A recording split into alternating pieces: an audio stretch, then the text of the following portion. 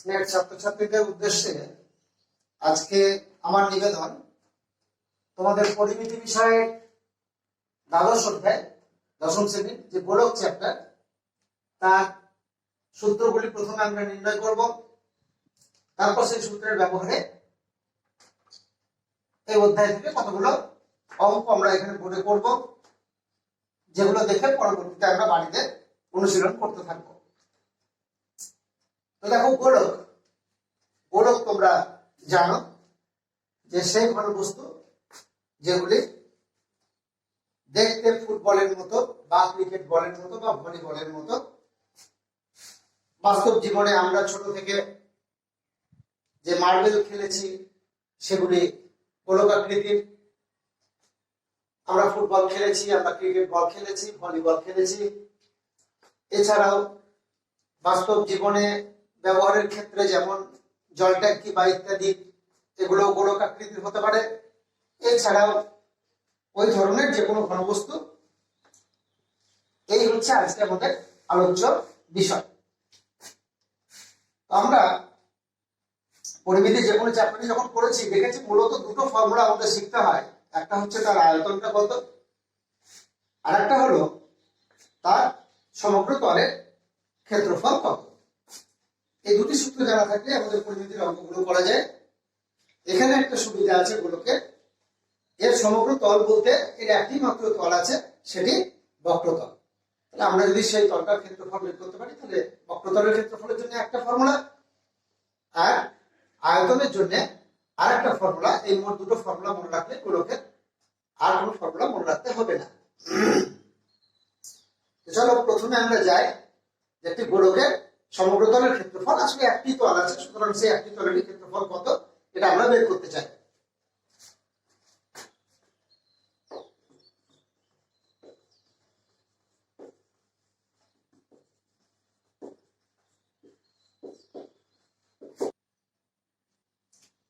দেখো, আমি একটা ছবি এঁকেছি, তোমরা যেন বৃত্তের সাথে গুলিয়ে ফেলো না। থ্রি ডাইমেনশনাল ফিগার বোর্ডের উপরে ওইভাবে আঁকা যায় না। এটি মনে করো না একটি গোলক। আমরা চাই এই গোলকের সমগ্র তলের ক্ষেত্রফল নির্ণয় করতে। তো আমরা একটু বুঝে নেব যে এই সমগ্র তলে কতটুকু জায়গা আছে। ক্ষেত্রফলের উত্তরটাই তাই, কতটুকু জায়গা আছে এটা বোঝার জন্য আমরা যদি একটা কাজ করি, এই গোলকের উপর যে কোনো বিন্দুতে যদি একটা পিন পুঁতে দিই, যে পিনটা একটু শক্ত করে গেঁথে দিলাম, এবারে একটা লম্বা সুতো নিয়ে এই পিনের উপর প্রথম শুরু করে আস্তে আস্তে এই গোলকটাকে আমরা যদি কভার করতে থাকি,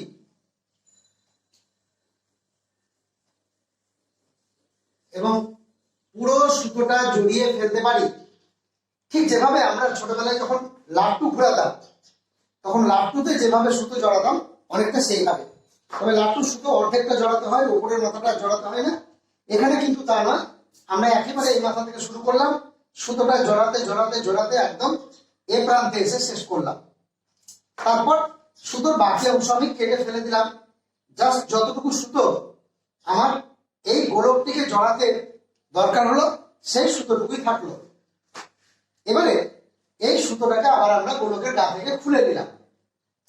আমরা মনে করে নিই যে গোলকটির ব্যাসার্ধ ছিল 8। এবার আমরা ভূমিতে আর ব্যাসার্ধ বিশিষ্ট একটা বৃত্ত আঁকলাম। তারপর এটা একটি বৃত্ত, আর এটি কিন্তু গোলক।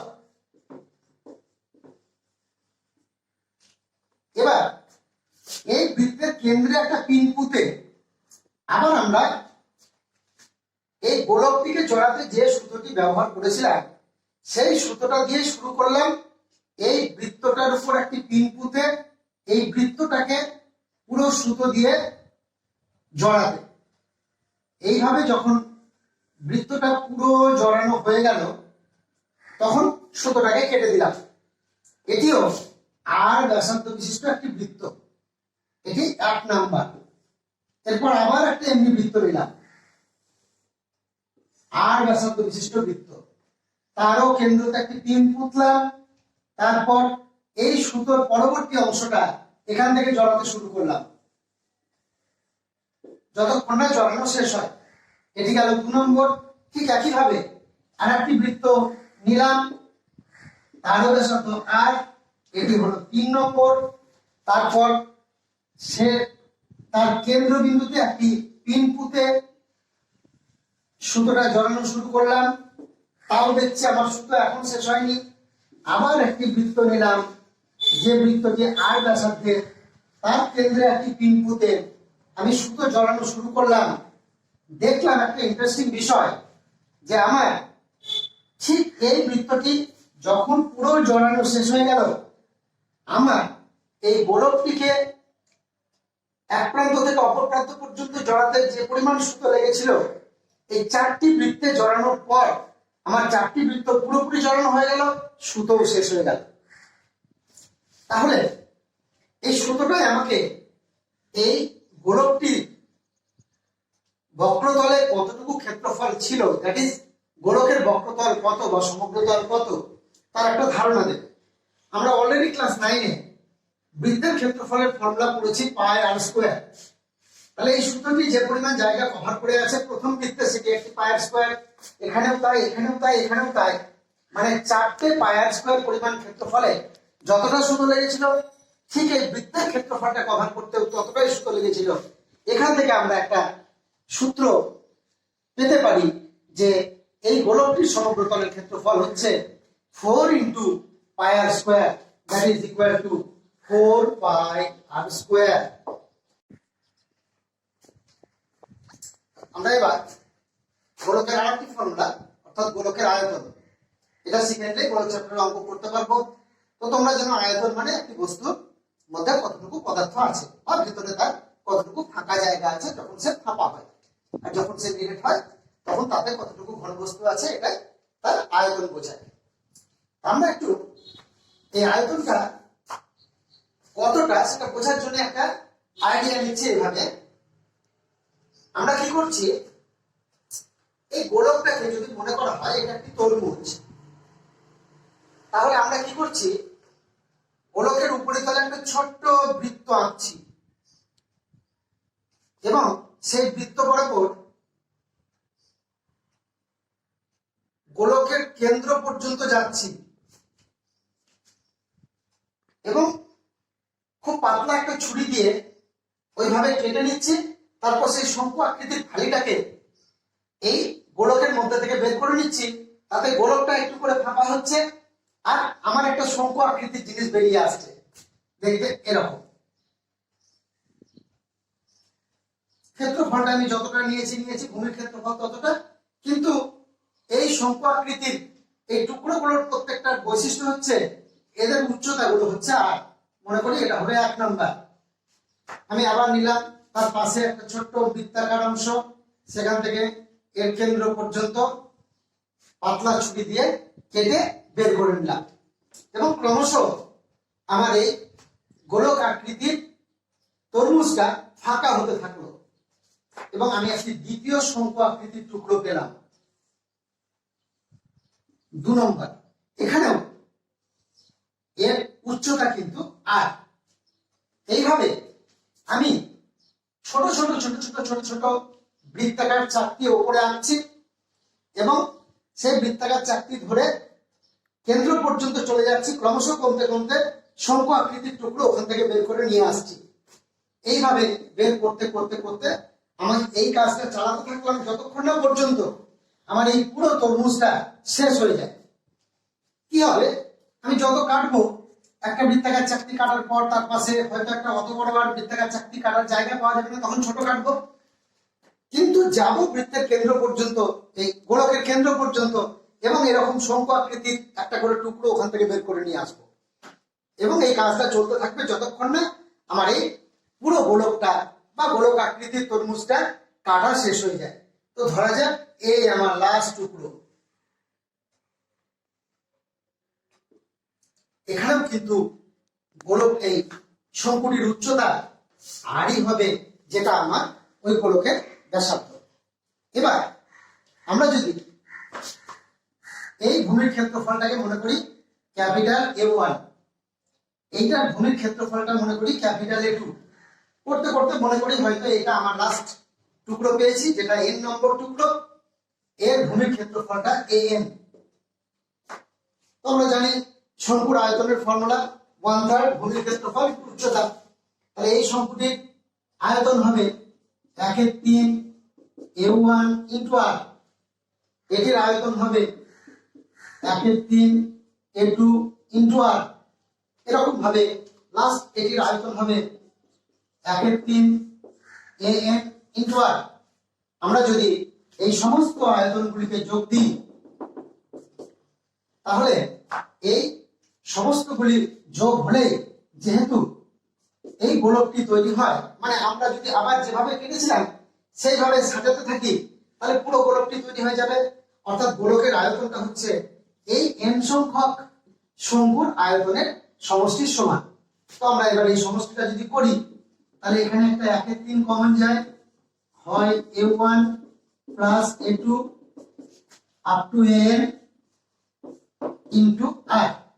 এখন এই A1 A2 A3 up to an এই সমষ্টিটা আসলে ছোট ছোট চারটি কেটেছি যতক্ষণ না পর্যন্ত পুরো শঙ্কু আকৃতির তরমুজটা আমার কাটা শেষ হয়ে যায়। এর অর্থ এই ক্ষেত্রফলগুলি যুক্ত হলে এই গোলকটির সমগ্র তলের ক্ষেত্রফলই পাওয়া যায়, যার উত্তর অলরেডি আমার কাছে আছে 4πr²।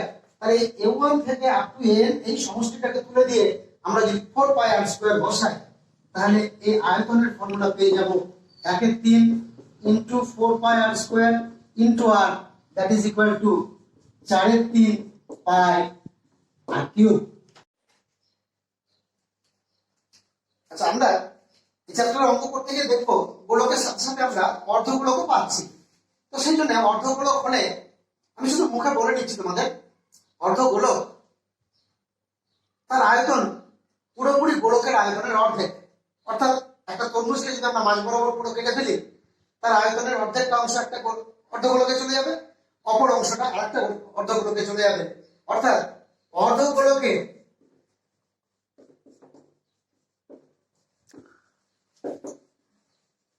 আয়তন হবে 2/3 পাই r³ এবং ঠিক একইভাবে অর্ধগোলকের সমগ্র তলের ক্ষেত্রফল হবে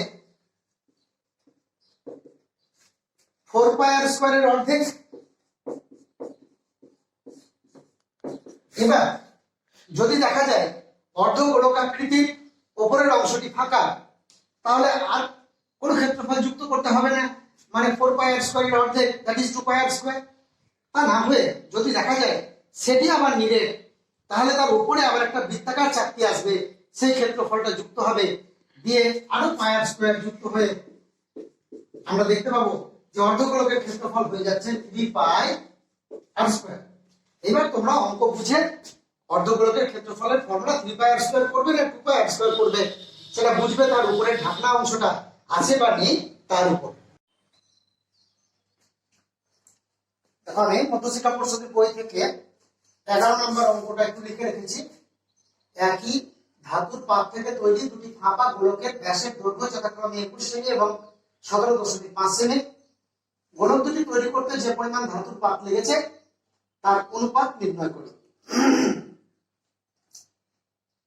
এক্ষেত্রে গোলক দুটি ফাঁপা পাতলা পাত দিয়ে তৈরি হয়েছে, তাই এই প্রশ্নের উত্তর করার সময় তোমরা একটা জিনিস মাথায় রাখবে যে তার যে বক্রপৃষ্ঠের ক্ষেত্রফল সেইটা ধরেই এখানে পাতটা লাগবে। আর যদি আমরা এই গোলক দুটি নিডেড বানাতাম তাহলে তার আয়তনের হিসাব ধরে ধাতু লাগতো। তো যেহেতু এটা পাতলা ফাঁপা গোলক তাই তার বক্রপৃষ্ঠের ক্ষেত্রফল বা সমগ্র তলের ক্ষেত্রফল এখানে একই ধরে আমাদের পাতের হিসাব করতে হবে। তাই আমরা আলাদা করে লিখছি না, জাস্ট অঙ্কের উত্তরটা তোমাদের বোঝানোর জন্য আমি করে দিচ্ছি। যে অনুপাত বের করতে হবে তাতে পূর্ব পদে বসবে 21 সেমি ব্যাস বিশিষ্ট গোলকের বক্রতলের ক্ষেত্রফলের উপরটা বসবে, আর হরে বসবে বা উত্তর পদে বসবে অনুপাতে 17.5 সেমি ব্যাস বিশিষ্ট গোলকটির উপরিতলের ক্ষেত্রফল বা বক্রতলের ক্ষেত্রফল। তাহলে আমরা শুধু উত্তরটা নির্ণেয় অনুপাত করে লিখছি।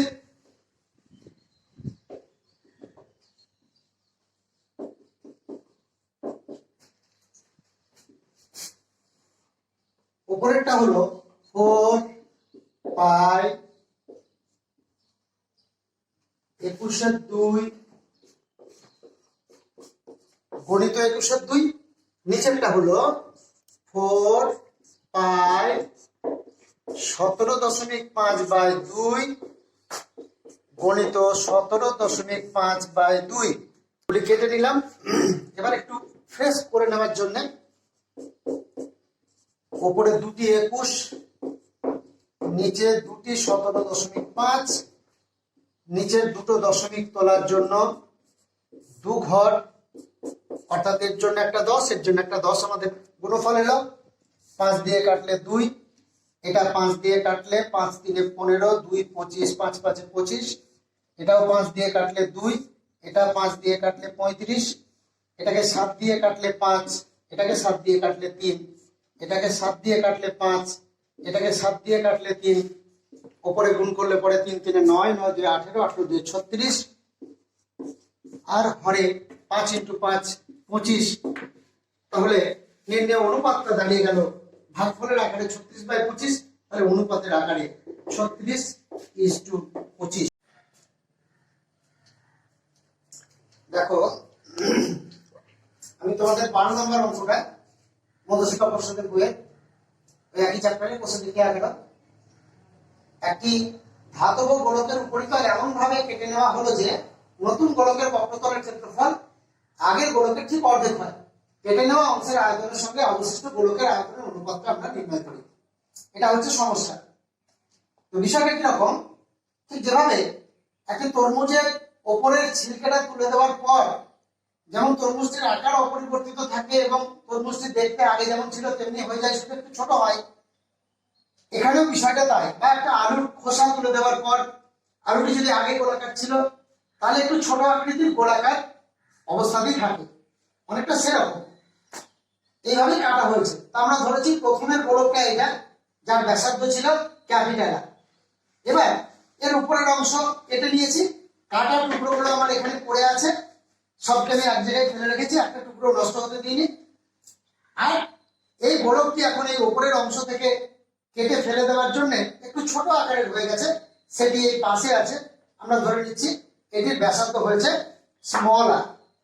তো যেটা দেওয়া আছে যে নতুন গোলকের বক্রতলের ক্ষেত্রফল আগের গোলকের ঠিক অর্ধেক, অর্থাৎ এটার বক্রতলের ক্ষেত্রফলটা হচ্ছে এটার দ্বিগুণ।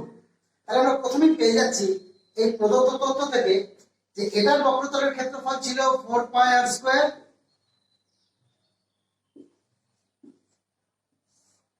আর এটার বক্রতলের ক্ষেত্রফল হলো 4 পাই স্মল আর স্কয়ার, এটা ছিল 2। তো এটা কাটাকুটি হয়ে যায়, R square by R square is equal to 2। আমরা এখান থেকে লিখতে পারি implies R by small r is equal to √2। আমার প্রশ্ন হলো কেটে নেওয়া অংশের আয়তনের সঙ্গে অবশিষ্ট গোলকের আয়তনের অনুপাত। তো কেটে নেওয়া অংশের আয়তন মানে এইটা। তো আমরা বুঝতেই পারছি এটা কোনো জ্যামিতিক আকার বিশিষ্ট নয়, তার এর কোনো নিজস্ব ফর্মুলা থাকবে না। এর আয়তনটা আমরা পাবো বড় গোলকটির আয়তন থেকে যদি এই ছোট গোলকটির আয়তন আমরা বিয়োগ দিই, তাহলে যে পরিমাণ পদার্থ পড়ে থাকবে সেটা এর আয়তন। তো এইটার আয়তন হচ্ছে এরকম। তাহলে আমরা পেলাম এটির আয়তন মাইনাস এটির আয়তন প্রথমে বসাতে হবে, তার সাথে অনুপাত করতে হবে অবশিষ্ট গোলকের মানে দ্বিতীয় গোলকের আয়তনে। তাই আমরা নির্ণয় অনুপাত প্রথমে ভাগফলের আকারে নেব, সরলটা করে নিয়ে লাস্টে অনুপাতের উত্তর লিখব। আমরা লিখে নিচ্ছি নির্ণয় অনুপাত।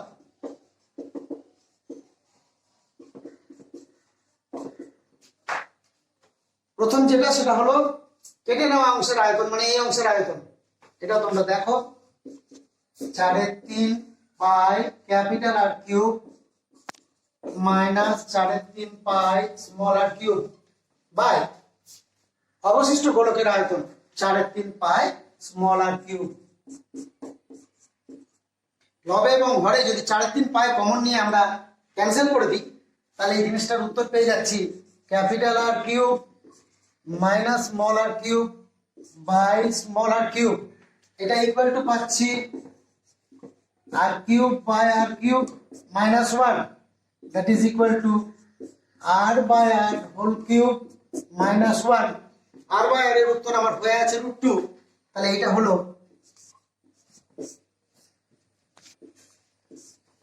√2 cube minus 1, that is equal two 2√2 minus 1।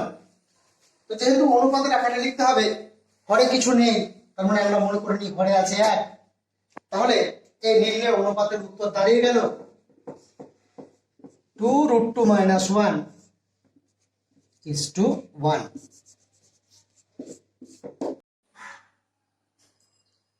আমি তোমাদের বাড়তি অঙ্ক করাচ্ছি না, তোমরা বাড়িতে অঙ্কগুলো করো, স্কুল খুললে শিক্ষকদের দেখাবে।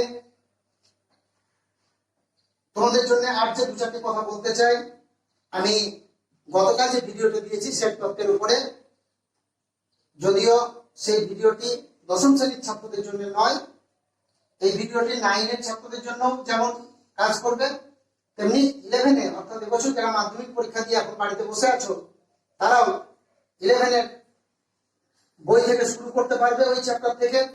ওই ভিডিওটির লিংক তোমরা আই বাটনে পেয়ে যাবে। আর আজকের এই ভিডিও এবং আমার পূর্ববর্তী যে ভিডিওগুলো দিয়েছি, এগুলো তোমরা যথাসম্ভব লাইক শেয়ার এগুলো করো এবং কমেন্ট করতেও ছেড়ো না, যাতে আমি বুঝতে পারি আর ভিডিওতে কি কি দিতে হবে, তাতে তোমাদের সুবিধা হবে।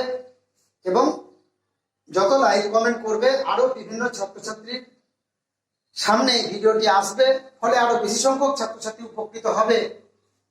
আর তাহলে আমাদের এই ভিডিও করার সার্থকতা আমরা পাবো।